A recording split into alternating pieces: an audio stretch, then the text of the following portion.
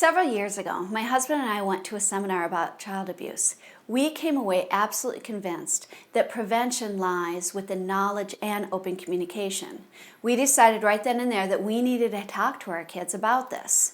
So he and I got together and we first decided what the guidelines should look like within our family about this. 3 things that we came up with were, number 1, that our friends were never allowed to be alone with our children. It's certainly not that we didn't trust our friends, but the sad statistic is that sexual abuse most often happens with people that the children know and not necessarily a stranger. The second thing was that we decided that the babysitter would never give our children a bath. Now, at the time, our children were younger, but we wanted to set this up so our children would understand that their bodies were private and that only my husband and I and the doctor should be allowed to see them. The third thing that we decided on was to have a code word for our family. This would be a special code word that only we would know, so that if there was an emergency situation where somebody needed to pick up our child that would not normally do that, they would say the code word and our children would know it was safe.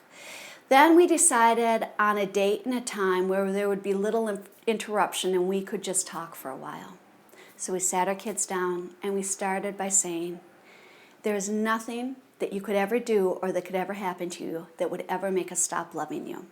Then we went in and started talking about sexual abuse. We tried to explain as best we could for how old they were what sexual abuse was.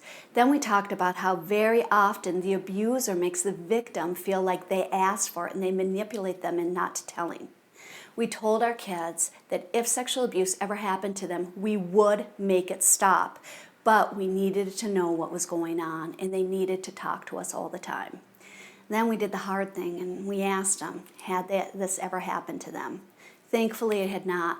But again, we started that open communication so they could tell us. The time to start thinking about this is now.